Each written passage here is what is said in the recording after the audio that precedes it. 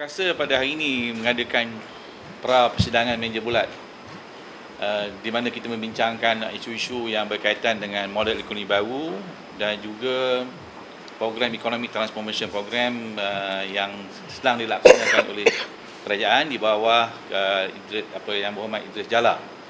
So kita akan mengadakan persidangan meja bulat pada awal bulan Februari tahun ini. Jadi pada hari ini pembincangan kita tertumpu kepada bagaimana kita boleh melihat kepentingan Bumiputera di Semenanjung dan Sabah dan Sarawak dapat kita jaga.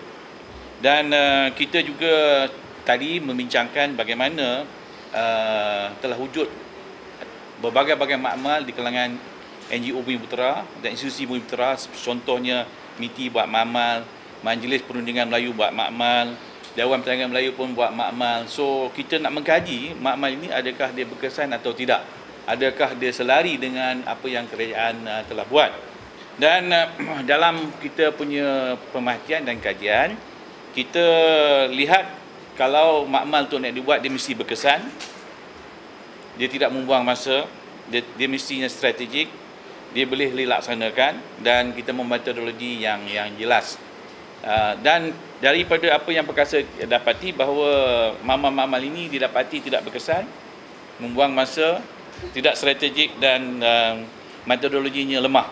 So kita nak mencadangkan supaya makmal ini yang akan diwujudkan nanti ialah satu makmal yang berkesan.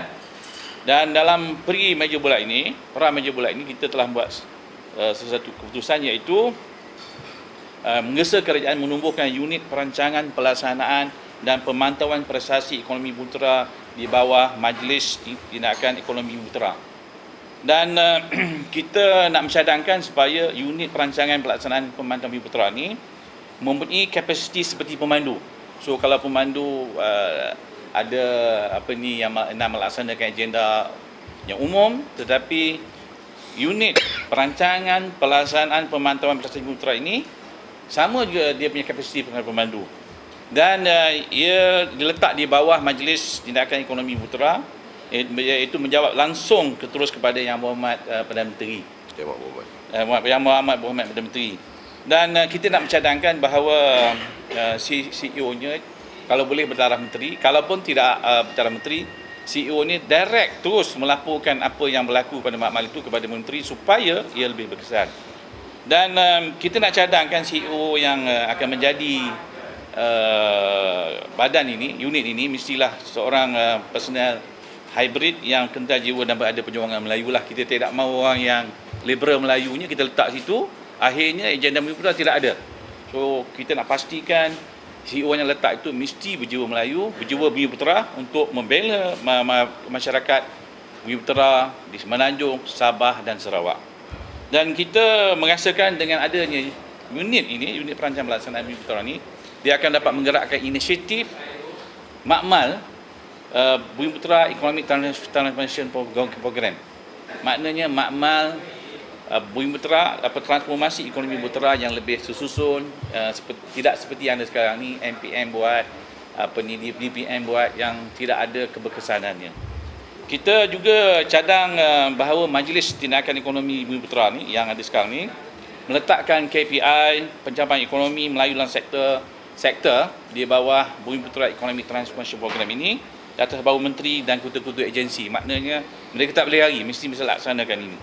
Dan kita akan koordinat ini supaya semua inisiatif NGO ekonomi Melayu dapat kita laksanakan. Ini merupakan antara perkara-perkara yang kita bincang pada petang ini sebelum kita melaksanakan meja bulat yang sepenuhnya, Datuk, pada persidangan meja bulat pada bulan Februari. Awal Februari. This is pre-meja bulat. This is what our discussion. But we want to throw this idea to the meja bulat. So whereby all the NGOs Melayu dan Bumiputera akan dapat memberi idea-idea lain lagi lah. This is part our initial discussion. So dipanggil pra meja bulat, ada 2-3 meja bulat yang kita akan buat sehingga menjelang Februari. So we come up with the idea. So meja bulat itu persidangan pada bulan Februari, awal Februari akan makan masa yang singkat sebab kita dah adakan awal pre-meja bulat, pra meja bulat. This we going to inform the government. We going to inform. This is for what we have been doing all the studies, and we feel that lacking of the agenda Bumiputera. for the Malay and for the Mitra Sabah and Sarawak. So we need to put more effort. The government must put more effort. So in order to do that, the pemandu which focus on Mitra must be formed. Dalam meja bulat juga akan bincang tentang model ekonomi baru. Kita nak lihat dasar-dasar yang ada. Sama ada dia membantu Mitra ataupun tidak. Macam biasa, perkasa akan buat analisa dan kita akan menyatakan pendirian lah.